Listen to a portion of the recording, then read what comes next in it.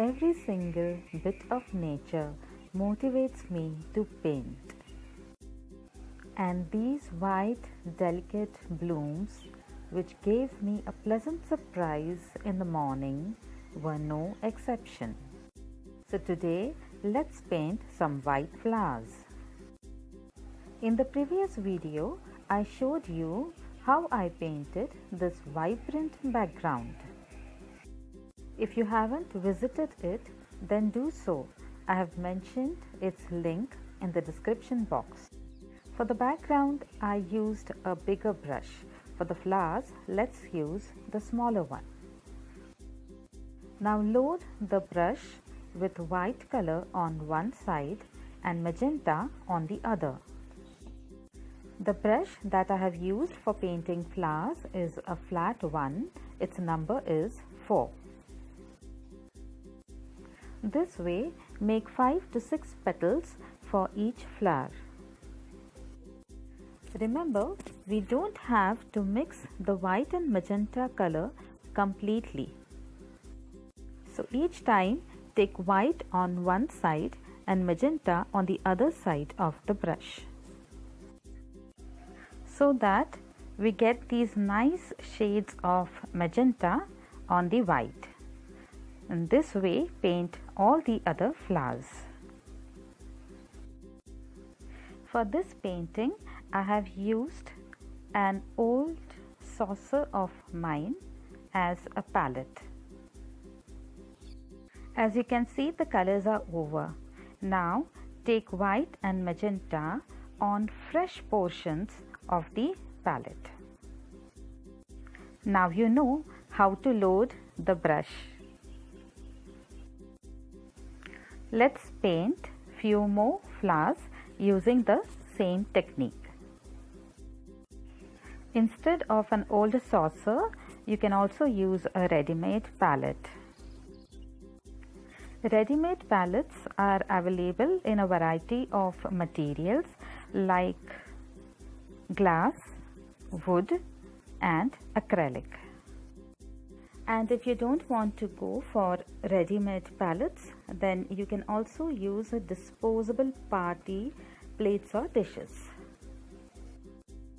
The surface on which I am painting is a canvas board.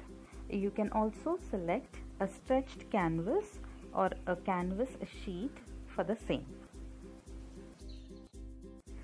I'll also try to include the list of materials that I have used in the description box as well. And now let's use some black color on the other end of the brush to put some black dots at the center of the flowers in this way. The flowers are almost done, and now let's paint some leaves. The color that I have used is not a shade of green. It's a turquoise blue that I have selected for my leaves. Let's directly squeeze out this color from the tube onto the canvas. This way. And now, using a small round brush, I'm going to spread this color to form leaves. This will give somewhat 3D effect to the flowers. We had taken enough color on the brush while painting the flowers, which had given it a 3D effect, and now these leaves 3D effect will go well with the flowers. You can also use a 3D outliner to give a final touch. Now, once the leaves are done, then we'll make a few buds again with the other end of the brush. So before making the buds, don't forget to clean the brush as it is smudged with black color. And now dip the brush end once in white and then in magenta to give the effect of both the colors for the buds also. Let me show you the close-up of the buds. They have come out really very cute. I enjoyed painting it. Hope you enjoyed watching it. If so,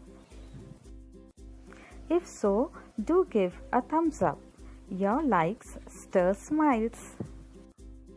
Also, don't forget to share and subscribe. Your feedback in the form of comments is also appreciated. In the end, switch the brush to the smaller round brush.